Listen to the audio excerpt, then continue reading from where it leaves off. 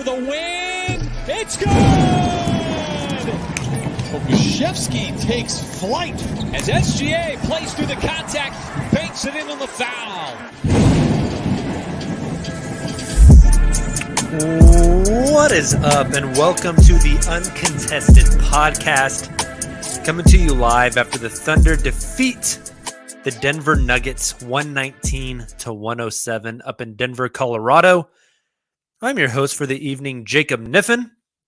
We are proudly a part of the Blue Wire Podcast Network and the official podcast of SI Thunder, coming to you guys live right after the game on YouTube, on Twitter, and on Facebook. If you haven't joined the stream before, I'd like to encourage you to do so. It's always a blast. And if you are in the stream tonight, drop those questions in the comments. Drop comments, drop questions.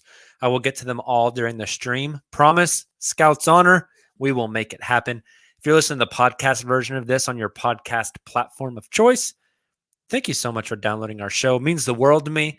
If you enjoy what you hear, make sure to hit that subscribe button wherever you get your podcasts from. Drop a 5-star rating. It would mean a ton. If you do drop a 5-star rating, send me a screenshot at @the_uncontested on Twitter. You can also send it to our Facebook account, our Instagram account, or our TikTok account. Send your address along with that, and I will mail you out some uncontested stickers. I would love to do that. Once again, the Oklahoma City Thunder defeat the Denver Nuggets today, 119-107. For a team that is trying to tank, they were unable to do that tonight. However, it is okay that they won tonight because the Indiana Pacers also won tonight, so the Thunder give up no ground on the fourth best odds. Thunder jump up to 20-42 on the season, further spacing themselves away from teams like Orlando, Houston, and Detroit. It's looking like those top three odds are going to be out of the cards for OKC, but keeping Indiana, at least for now, at an arm's length away on that fourth overall in the reverse standings, those fourth best odds, which are really important. If you didn't listen to our show Sunday, the difference of OKC going from the fourth best odds to the fifth best odds is 6 percentage points at a top 4 pick. You don't want to give up 6 percentage points. You want as many percentage points as you can get to get a top pick. So Thunder are doing okay with that for right now. What a game this was, guys, as the Oklahoma City beat the Denver Nuggets. I have a lot of notes here that we're going to burn through, but really the story of tonight's game. First, let's look at the quarter-by-quarter breakdown. Thunder are down 8 players tonight to injury. I don't even know if I can name all 8, but Derek Favors was out. Lou Dort was out. Josh Giddey is out. Ty Jerome is out. Mike Muscala is out. Aaron Wiggins is out. I'm starting to draw a blank on the last 2. But over half the roster was out tonight. The Thunder started Shai Gilgeous-Alexander, Trey Mann. Aleksej Pokuševski gets the start tonight in Denver. Darius Bazley and Isaiah Roby. The bench unit made up of primarily G League players and Teo Maledon, Olivier Sarr, Lindy Waters. Who else got minutes tonight? Lindy Waters, Vic Krejci. 1, 2, 3. Yeah, so those are your 4 bench players. All 4 of those have played extensive G League minutes this season. Isaiah Roby, your starting center, played extensive G League minutes this season. Trey Mann, your starting shooting guard. I wouldn't say extensive G League minutes, but has had a G League stint this season. Your starting small forward, Aleksej Pokuševski, has played G League minutes this season. And that team went into a top 4 seed in the West and won tonight. So let's someone in the stream here, Chris Parker saying JRE also. Yeah, I forgot about JRE in my list. Thunder are down a ton of guys tonight. Still go into Denver and come away with a win. After the first quarter, the game was tied 24-24. Denver struggled to score the ball early, missing a lot of open threes. Second quarter was pretty close. Denver beats OKC in that quarter 31-33. So the Thunder go into halftime only down 2. But it's that second half where the Thunder really, really pulled away, outscoring Denver by 9 in the third quarter, 31-22, and outscoring them by 5 in the fourth quarter. Two of those Denver points in the fourth quarter came with like 10 seconds left on the game clock whenever the game was completely out of reach. So that gap was even larger before that garbage time point. But really, the whole theme of tonight, the reason I personally believe the Thunder won the game tonight for this season, which is a really large sample size as we're coming up to the end of the season. For this season, the Oklahoma City Thunder shoot 31.2% from three. That is dead last in the NBA. They are the worst three-point shooting team in the NBA. They only make 11.6 threes per game. Tonight, the Thunder shot 55% from three and made 16 of those. So they made 5 more than their season average. That's 15 points. They shot damn near double their season average from three. And that's really the game for you. When you look at those big contributors, Darius Baisley, Isaiah Roby combined 6 of 9 from three. You add Shea in there, that would be 9 of 14 from three.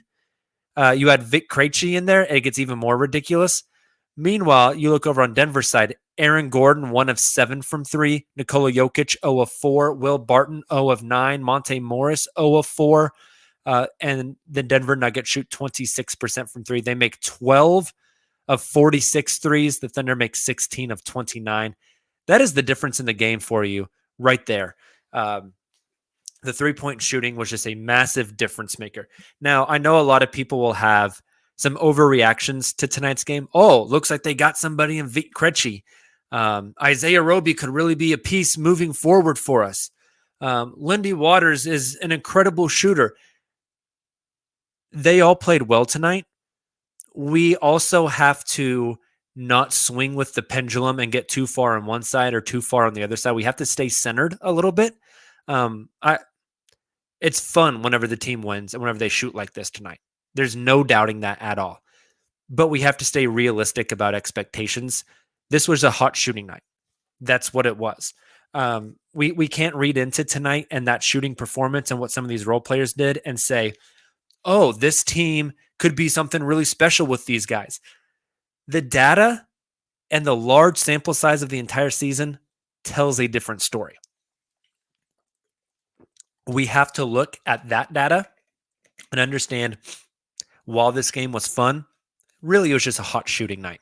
Now, we can look at some individual players and we can try to take some stuff away from them and their performance over time.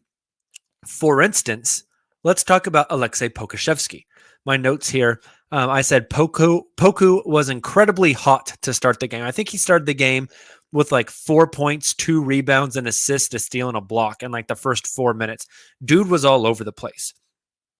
I also said that Poku's three looks much better. The form of his three-point shot feels like he has so much more arch in his shot.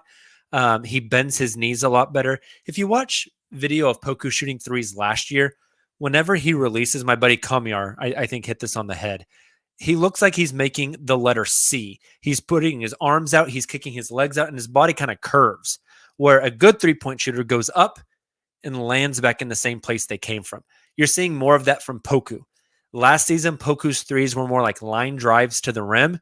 Now, there's some air underneath them. They're getting up higher and dropping in. He has been really, really good in his past, I don't know, like 10 to 12 games. Tonight, Poku's stat line, 4 of 9 from the field, which isn't like incredible, but it's fine. 1 of 1 from three.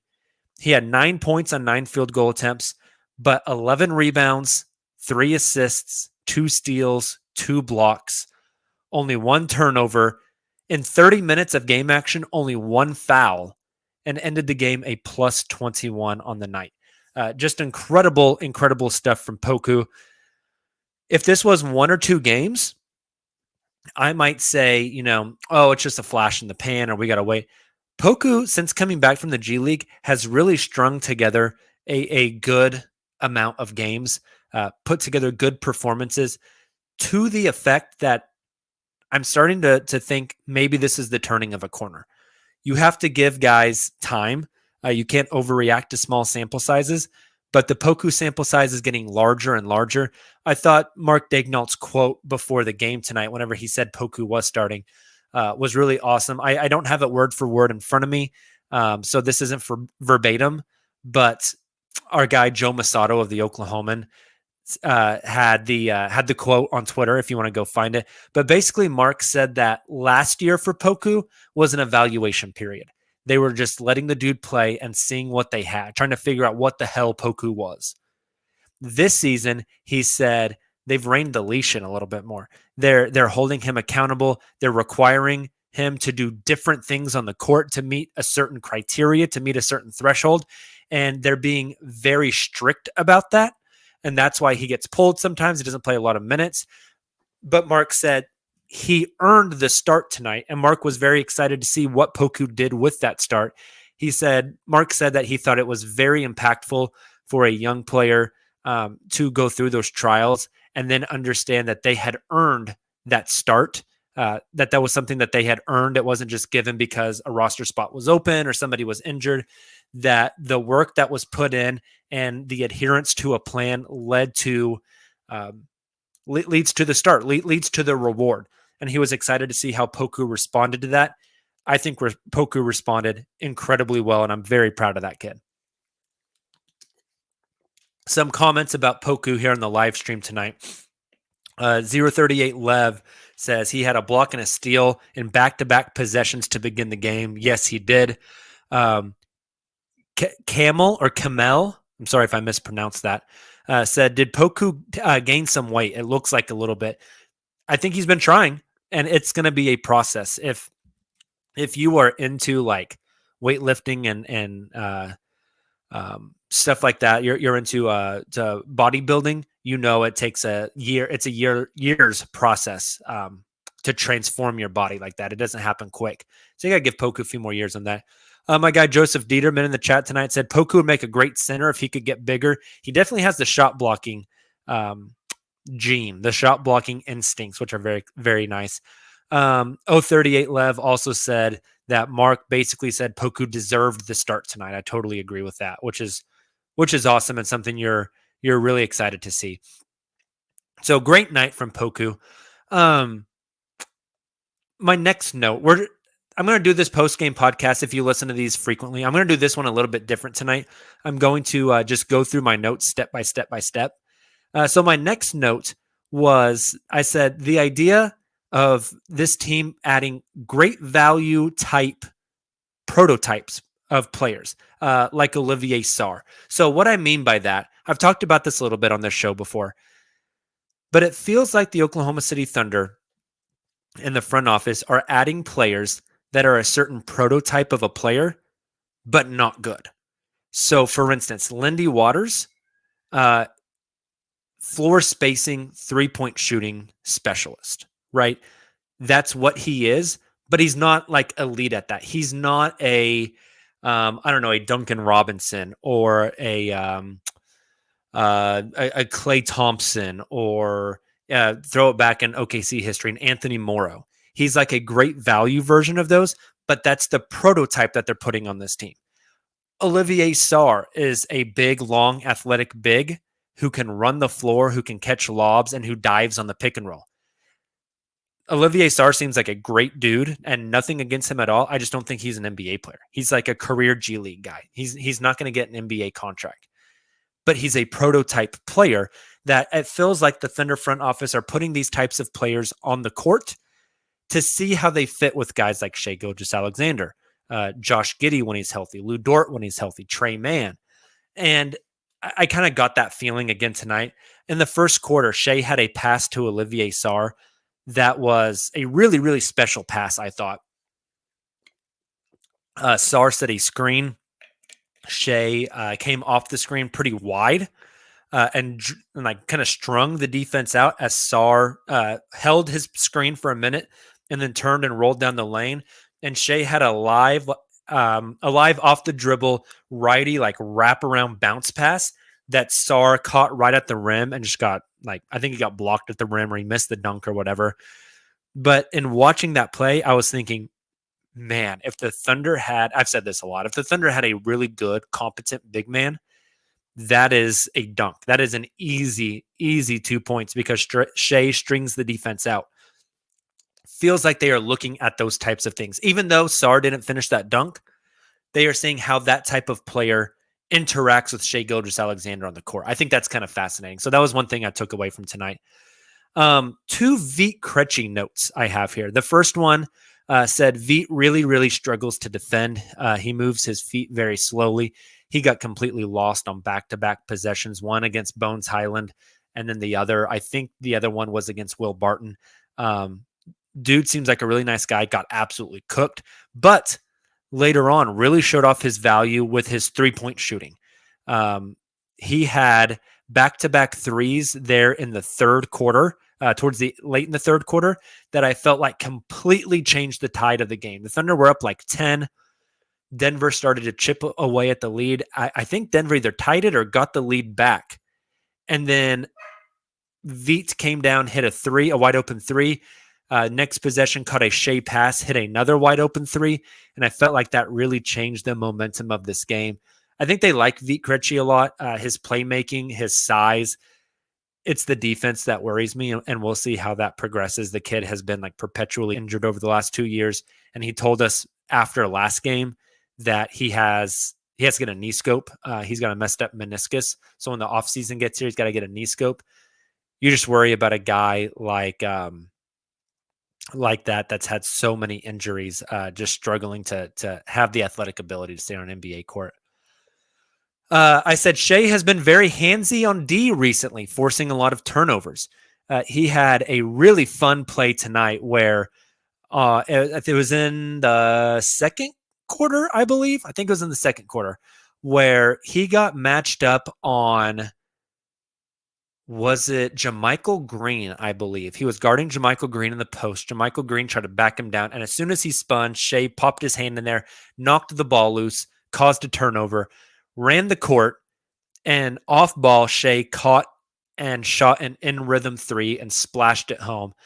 And I thought, man, that's broccoli for Mark Daigneault. Shea getting handsy on defense, using his length to poke the ball free, and then playing off ball on offense to get an easy, wide open looking 3-point shot. That's exactly what Mark is looking for. And Shea has racked up a lot of assists since coming back after the All-Star break.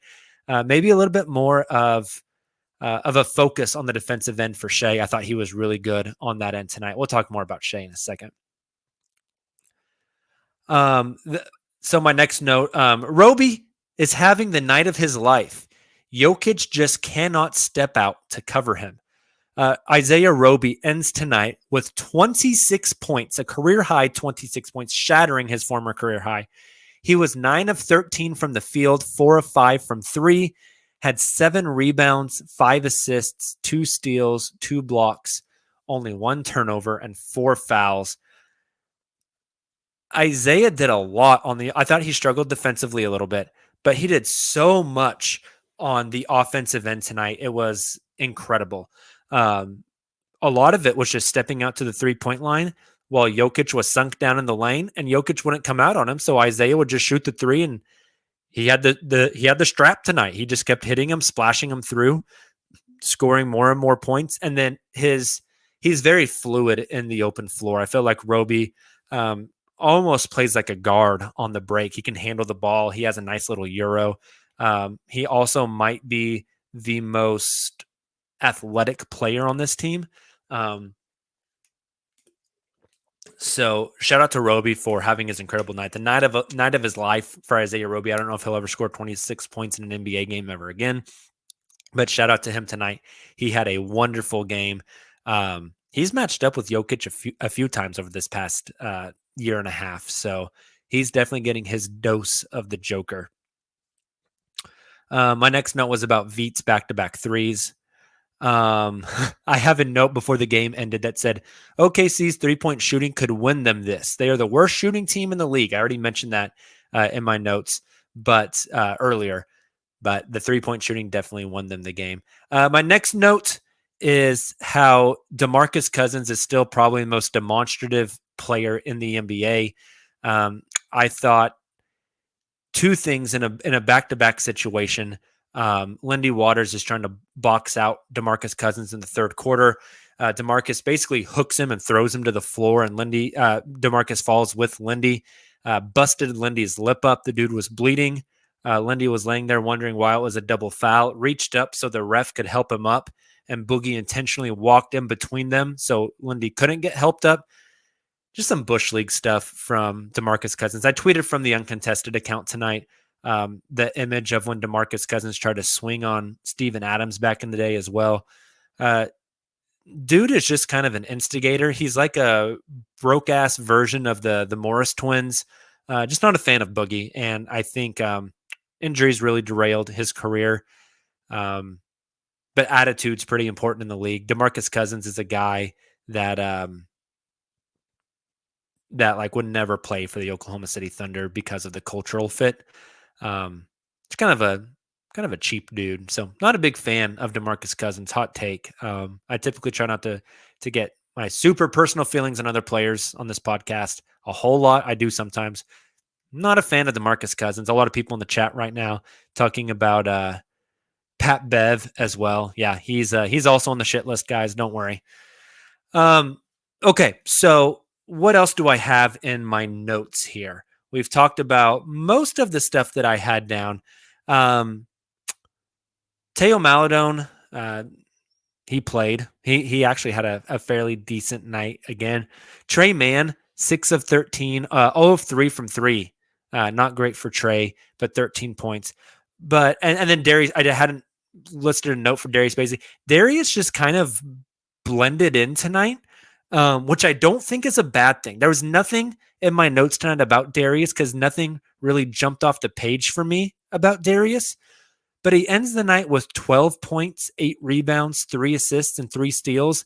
He shot 4 of 7 from the field and 2 of 4 from 3. And that's like really solid numbers. 2 of 2 from the free throw line. He was very efficient with his shots. He didn't force a lot tonight. He crashed the glass. He did the small things, played good defense.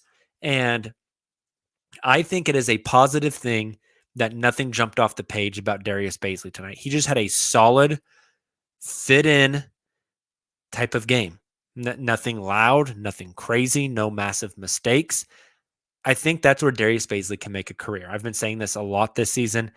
He's had the ups and the downs, and I think the best place for Baze is kind of like a bench wing.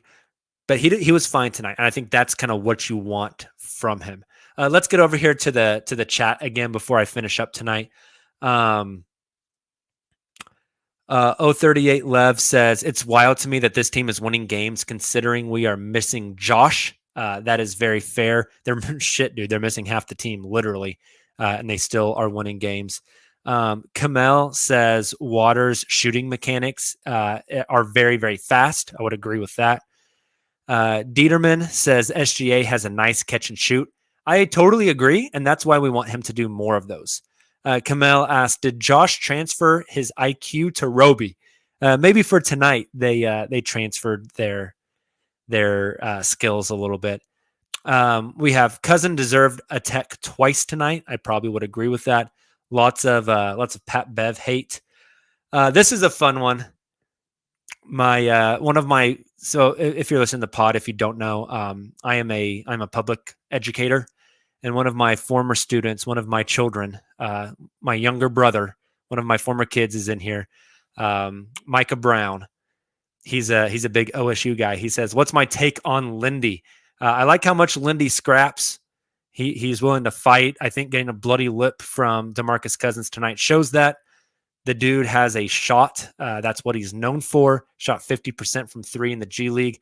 Don't think he is going to make an NBA roster. But I like the heart. I like the hustle. And I like that he's an Oklahoma kid getting a chance with the Oklahoma franchise. I think that's a fun story. We also have Bazley coming along as well this year as one of the positives of the season. It didn't start off well for Baze. But he's getting there, and I think he's becoming more consistent, and that's what you want to see. It's going to be interesting to see if he gets extended this summer. I think another big thing for for the Thunder this season, especially the second half of the season, is the emergence of Poku. I think Poku's been really good. Let's close the show. We couldn't close it any other way. Shai Gilgeous-Alexander is a damn man possessed. He came back from the All-Star break and said, y'all forgot about me. Y'all MFers forgot about me. Unfortunately, his 30-point streak ends tonight at 29. He had a chance to maybe get a layup there at the end of the game to get it to 31, but instead he drew the defense and dropped a little drop-off pass to Roby for a layup. Personally, selfishly, I wanted Shai to get the 31. But Shai ends tonight 29 points, 10 of 23 from the field, 3 of 5 from 3, 6 of 8 from the free throw line. He had 7 rebounds, 5 assists, 2 steals. The eyesore is the 7 turnovers.